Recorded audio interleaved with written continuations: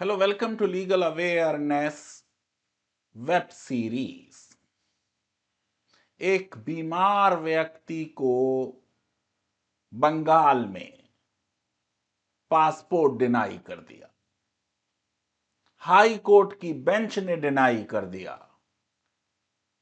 इलाज के लिए विदेश जाने की इजाजत नहीं।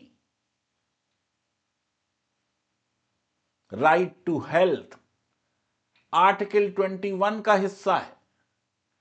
आर्टिकल 21 न सिर्फ नागरिकों का अधिकार है संविधान के तहत, बल्कि विदेशियों का भी अधिकार है। अगर कोई नागरिक नहीं भी है तब भी उसे जीवन का अधिकार है, धार्मिक स्वतंत्रता का अधिकार है, समानता का अधिकार है, राइट अगेंस्ट आर्बिट्रेरीनेस है। मौलिक अधिकार हैं जो भारत के व्यापक संविधान ने विदेशियों को भी दिए हैं।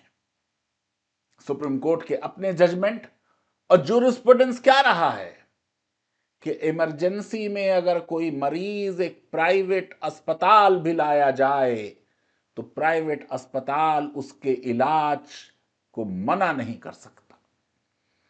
आर्टिकल 20 और आर्टिकल 21 44th कॉन्स्टिट्यूशनल अमेंडमेंट के बाद नॉन डेरोगेबल फंडामेंटल राइट हैं। यानी अगर इमरजेंसी लग जाए, देश के ऊपर विदेशी किसी ताकत का हमला हो जाए, आर्म रिबेलियन हो जाए, तब भी ये दो मौलिक अधिकार सस्पेंड नहीं किए जा सकते। अभी तक तो हम पढ़ रहे थे कि टेलीग्राफ के फॉर्मर एडिटर आर राजा गोपाल को बहुत देर लगी पासपोर्ट मिलने में, क्योंकि उनका नाम एसआईआर में डिलीट हो गया था। इस डिलीशन की वजह से एडवर्स पुलिस रिपोर्ट हो गई और पासपोर्ट ऑफिस ने पासपोर्ट देने से इनकार किया, उसमें डिले हुआ। एक वो व्यक्ति जो इतने बड़े समाचार पत्र का संपादक रहा है, वोटलेस पासपोर्टलेस हो गया। एडिटर्स गिल्ड ऑफ इंडिया ने और राजनेताओं ने इस मामले में क्लैरिटी की डिमांड की। अपनी बेटी की अमेरिका में शादी अटेंड नहीं कर पाए राजा गोपाल, अभी मिल गया है उनको पासपोर्ट। अभी तो कहा जा रहा है कि पासपोर्ट नागरिकता का प्रमाण पत्र नहीं है। अभी सुप्रीम कोर्ट ने क्लैरिफाई किया है मई में अपने जजमेंट में कि अगर किसी का नाम एसआईआर में ना आए, इसका मतलब यह नहीं कि वो भारत का नागरिक नहीं है, बल्कि उसकी नागरिकता का मसला गृह मंत्रालय को सौंपा जाए और गृह मंत्रालय उसमें फैसला करे।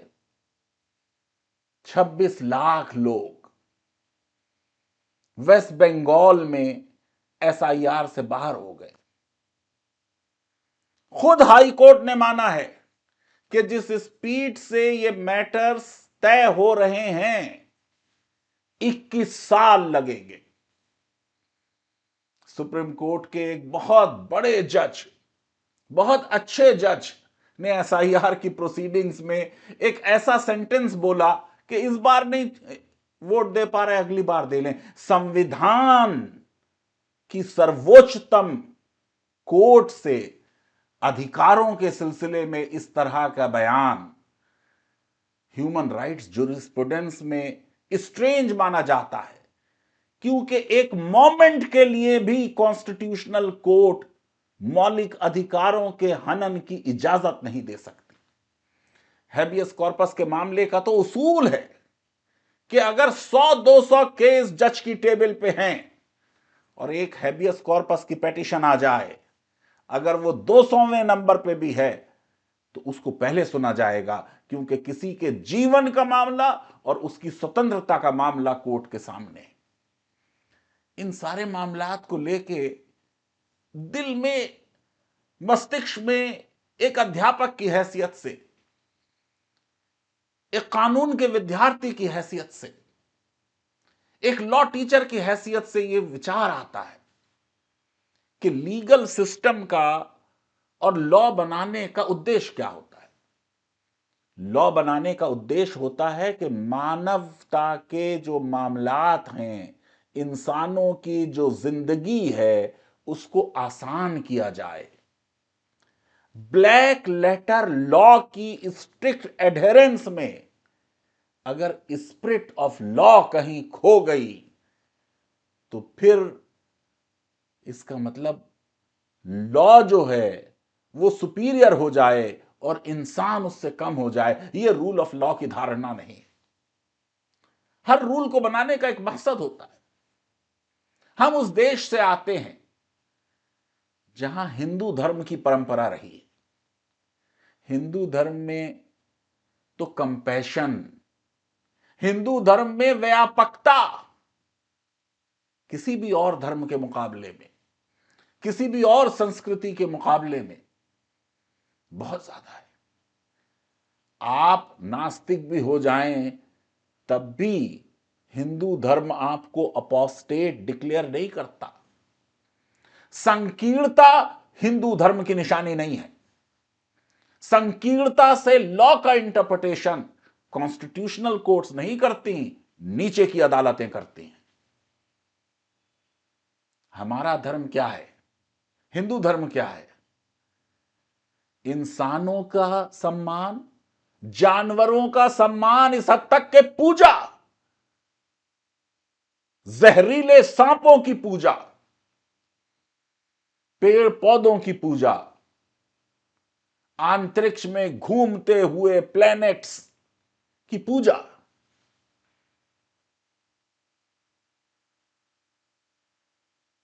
जब संविधान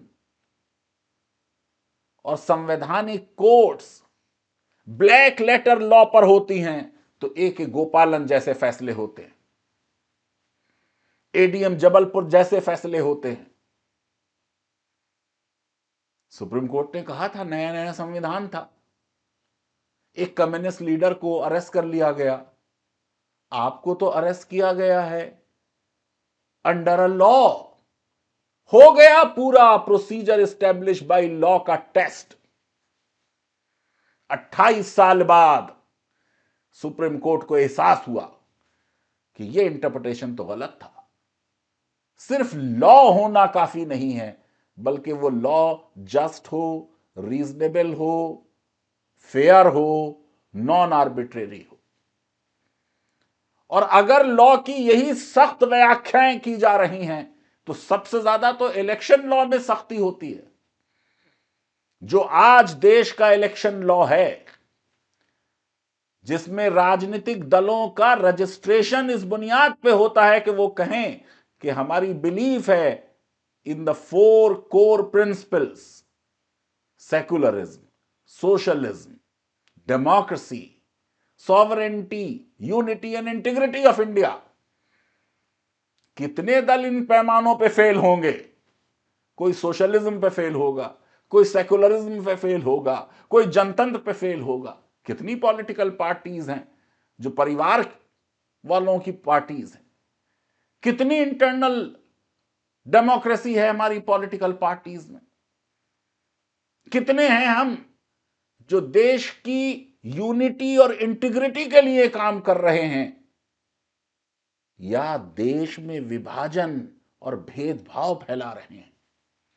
कितने हैं हम जो इलेक्शंस में उस तरीके के भाषण दे रहे हैं जो पूरी तरह मॉडल कोड ऑफ कंडक्ट का उल्लंघन है, लेकिन अदालतें उनका स्ट्रिक्ट इंटरप्रिटेशन नहीं करती। कलकत्ता हाई कोर्ट की सर्किट बेंच जलपाईगुड़ी का मामला है। सिराजुल शेख पेटिशनर है, इलाज के लिए विदेश जाना है, पासपोर्ट नहीं दिया जा रहा क्योंकि एसआईआर में नाम नहीं आ पाया, सप्लीमेंट्री डिलीशन लिस्ट मार्च 27, 2026 की। जो अपीलेट ट्रिब्यूनल बना है वो फैसला नहीं कर पा रहा। सुप्रीम कोर्ट ने भी इस बात को नोट किया था कि वो फैसला बहुत स्लो हो रहा है, और जो फैसला हो रहा है उसमें 99-98% लोगों का डिलीशन गलत पाया जा रहा है। प्रिजम्पशन होना चाहिए अब कि जिनका नाम डिलीट किया गया है वो गलत डिलीट किया गया है, जबकि एपेलेट ट्रिब्यूनल जो है एसआईआर का साबित ना कर दे कि सही डिलीशन हुआ है। तत्काल पासपोर्ट के लिए अप्लाई किया, पासपोर्ट सेवा केंद्र ने होल्ड पे रख दिया, कहा कि आपका तो वोटर आईडी कार्ड जो है वो ठीक नहीं है मामला।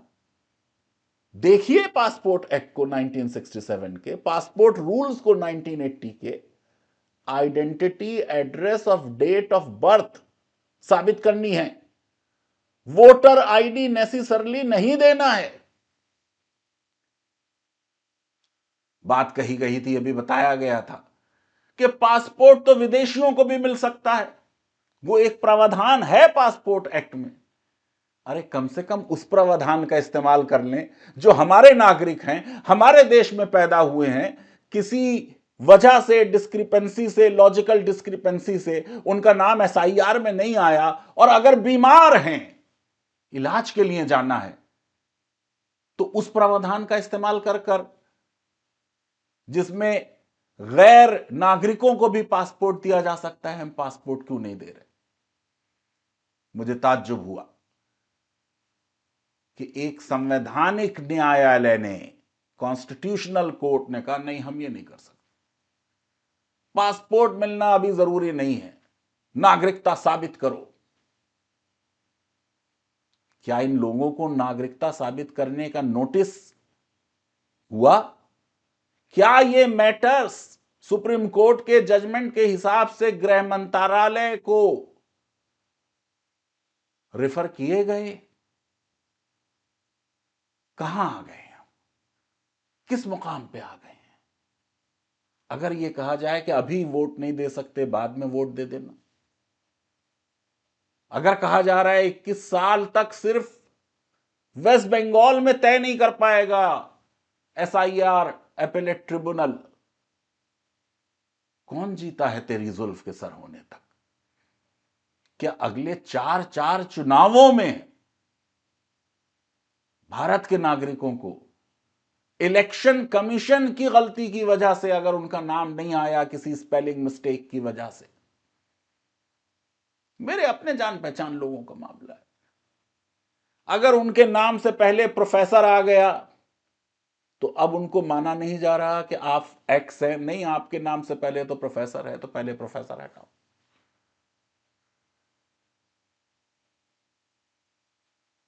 मैं ये समझता हूं कि संवैधानिक कोर्ट्स को एक कॉन्स्टिट्यूशनल कोर्ट की तरह बिहेव करना होगा। सुप्रीम कोर्ट और हाई कोर्ट को देश के नागरिकों के अधिकारों की सुरक्षा के लिए, प्रोटेक्शन के लिए बनाया गया है। उनको जब जज करेगा भविष्य, तो देखेगा कि इन्होंने लोगों के, नागरिकों के अधिकारों की रक्षा संविधान की स्पिरिट में जाके की है, या एक टैक्सिंग स्टैट्यूट या क्रिमिनल स्टैट्यूट की तरह एक नैरो और संकीर्ण विवेचना के साथ की है। लीगल अवेयरनेस वेब सीरीज अगर आपको पसंद आती है तो मेरी रिक्वेस्ट है कि हमारे इस वीडियो को वाइडली शेयर करें, और हमारे चैनल को सब्सक्राइब करें, और बेल आइकन और लाइक जरूर क्लिक करें। और मैं इस पेटिशनर से कहना चाहूंगा, भारत के डॉक्टर्स और भारत के अस्पताल किसी भी विदेशी अस्पताल से बहुत बेहतर और बहुत सस्ते हैं। आप अपना इलाज भारत के किसी भी अच्छे अस्पताल में फौरन जरूर करा लीजिए। बहुत बहुत शुक्रिया, धन्यवाद, थैंक यू वेरी मच।